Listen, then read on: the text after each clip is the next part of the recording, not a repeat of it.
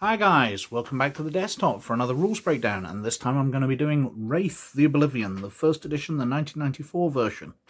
Now, Wraith is a storyteller system in the world of darkness, which means it's D10 based, so I've got a bunch of D10s here, and its rules are pretty much standardized across the entire world of darkness range, from vampire, werewolf, mage, Wraith itself, Changeling, Hunter came out a bit later and was more in line with the second editions, but again the rules are very, very similar. We've got Mummy and Demon, I think, was one of the spin-offs. There were a lot of games, but basically they used a bunch of D10 and roughly the same rules. So the rules here for Wraith will pretty much hold you across all of the World of Darkness games.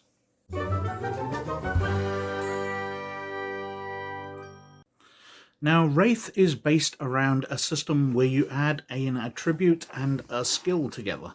So if we go to the character sheet here, I know it's blank, but we can work things out. We can see we've got the attributes here. So we've got physical attributes, strength, dexterity, stamina. We've got the social attributes, charisma, manipulation, appearance. And we've got the mental attributes, perception, intelligence, and wits.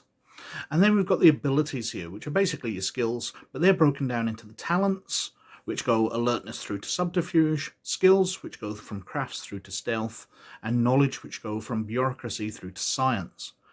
And the thing is, you combine these.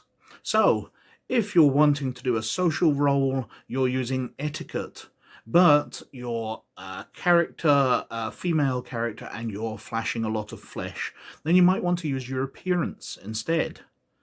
Or if you are a slimy politician, you'll be using your etiquette plus charisma. And it's up to the games master and the players to decide which combination, because you can talk your way around things. You know, if you are using a skill to smash down a lock, a door, well, perhaps you're just using brute strength, perhaps you're using dexterity, perhaps it's stamina. And as you describe the situation, what you're doing, if you're hammering repeatedly for a long time, if you're just trying to smash the door, if you're trying to hit it in the right place, then the games master will decide which of the attributes to use and which skill to combine it with. So there's a lot of flexibility, and the players can describe the situations and the games master can come up with the combinations. Now, the situation is, when you get a skill or attribute over 4, you then choose a specialization. Now, if we flick through to the attributes, we can see the specialities here are strong grip, massive, husky, able-bodied, hearty, powerful, wiry, and large. And if you can use one of those specialities in a role, so you're trying to smash a locker in and you say, well, I'm massive, so I'm hitting it. You know, I'm putting my shoulder against it and just using my bulk to smash in that lock. Then you get to re-roll any 10s you've rolled and add them to the amount. So let's say we've got a strength of 4 with a speciality of massive, and we're using a skill here. We'll just say brawl we'll use, and it's 3. So 4 and 3 is 7 dice. So we get our 7 dice. We roll them. We have no 10s there, but if we've got any 10s, we would have re-rolled and added. Now the games master sets a target number.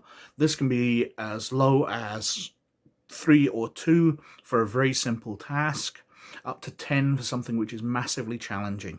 And any dice you roll over that target number are counted as successes, and determine how well you succeeded. And that's how skills work. You add an attribute and an ability together in a combination determined.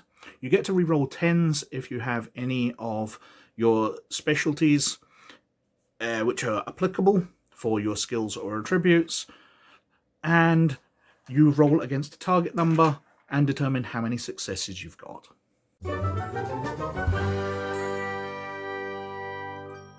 Now, initiative in the storyteller system is based around rolling your wits plus your alertness.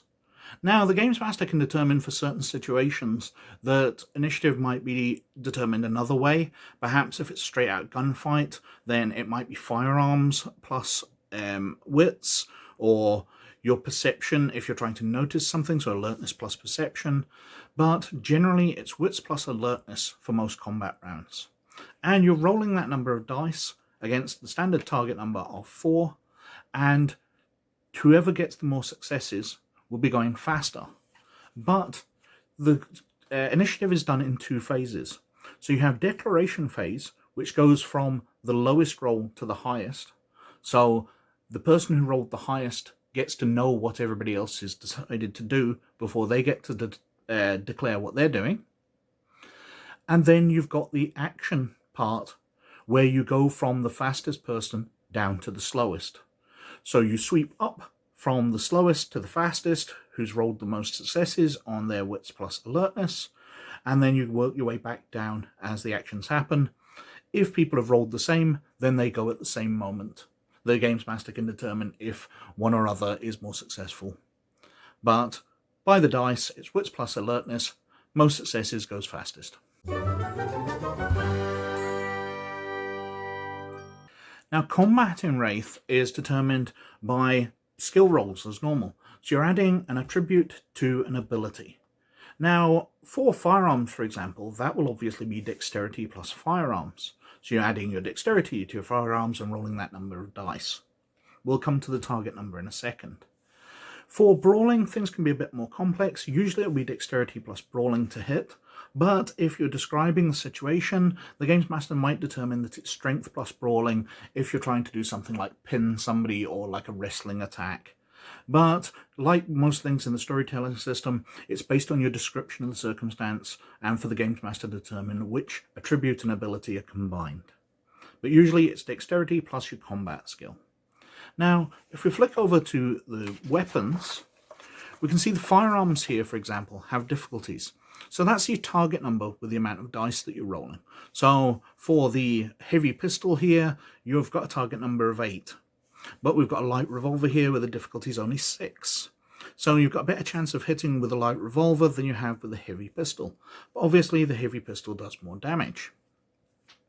Now, for melee attacks, these likewise have different difficulties. So just bashing somebody with a club is a target number of 4, whereas using a broadsword is a target of 6. And if we look further on, we've got different types of attacks here. So if you're trying to body slam someone, the difficulty is 7. A kick is difficulty 7, a punch is just 6. And the damage is based on your strength generally.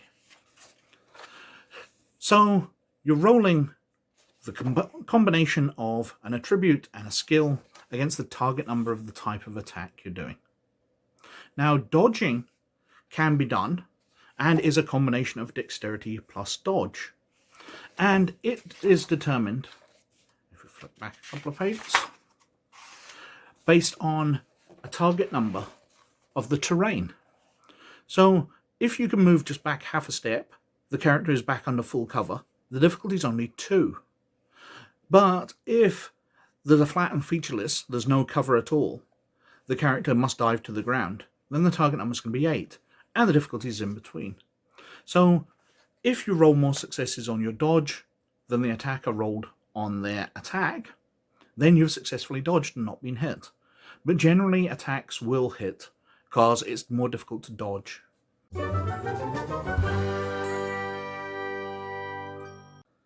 Now, as I mentioned a moment ago, the level of damage is determined by the weapon you're using. So firearms have difficult damage levels here. We've got melee weapons based on strength, and we've got just brawling attacks, which are based over here. Now, based on those, you're rolling a number of dice. So you're rolling a strength plus 1 if you're using a club. If you're rolling damage for a light revolver, you're rolling 4. The difference between melee attacks and firearms, though, is that firearms, if you rolled extra successes on your attack, so in your attack roll, you rolled 4 successes, but the person you're attacking only rolled 2 to dodge. So you had 2 successes, 1 to hit and 1 extra. So you gain 1 extra level of damage. So on any firearm, you add 1 to the level of damage from your shot. Now that's only for firearms. That doesn't count in melee attack. Now, when somebody is hit, you've rolled your number of dice based for your attack, but they get to resist it. Now, they are rolling their stamina plus any armor. So if we flick over here, we've got different types of armor. Reinforced clothing, armored t-shirts, full suit of armor, etc., which give you extra dice to roll. But they also give you a penalty on some of your skill rolls because it's unwieldy. So if you're wearing a full set of armor, you've got a penalty of 2 dice to your skills. But you've got 6 extra dice to resist. So you'll be rolling your stamina with a bunch of dice, plus the armor rating of your armor. And whoever gets the more successes, whether the damage gets through, or you totally soak the damage. However, certain types of damage cannot be resisted with stamina. These are called aggravated damage. So, in the different games, different types of damage do harms against the different creatures. So, werewolves are vulnerable to silver, wraiths are vulnerable to various magical items. And when they get damaged by that way, they cannot use their stamina to resist damage. If they have special powers, then they can use those, the Arcanos. They can use those to resist. However, they cannot use their standard stamina. They can use armor, plus any Arcanos they've got, but the damage will generally go straight through to their corpus, and they will take damage directly.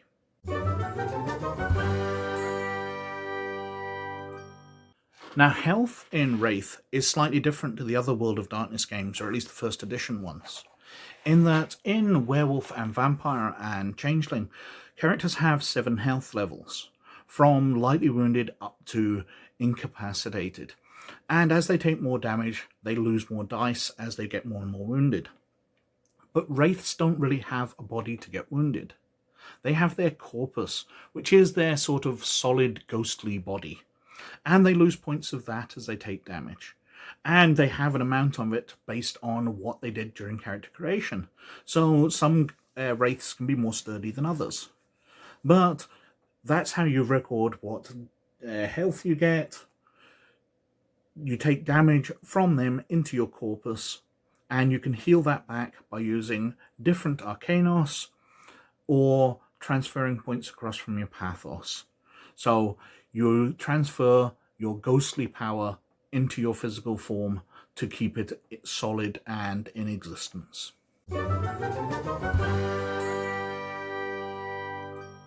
An advancement in Wraith is done through experience points. If we flick back here to the systems section, we've got experience points here, and it goes through awarding experience points.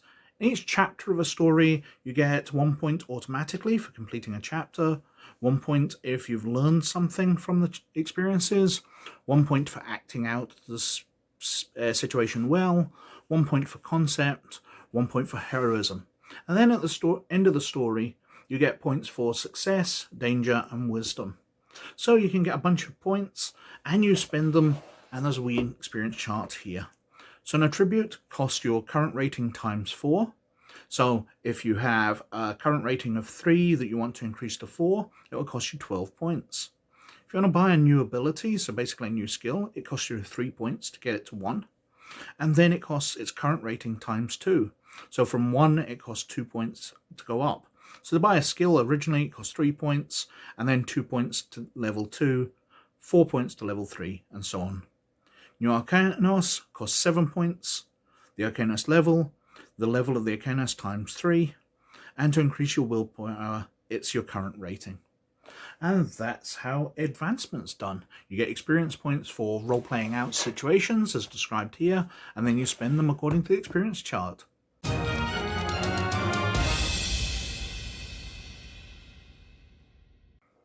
And that is just a very brief run-over of the rules of the Storyteller system, and specifically Wraith the Oblivion First Edition. It's a very good system. I really like the Storyteller system. It's simple and has levels of complexity which allow a lot of good storytelling. It really hooks you in. But it's a system which gets out of the way. You know, you gather a bunch of dice, you roll them against a target number, ta-da, I have succeeded or failed. There's no unnecessary rules, no need to spend ages looking up charts in the rulebook.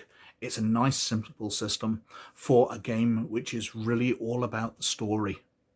Because Wraith really is all about the story of your character and how they are surviving after their unfortunate death.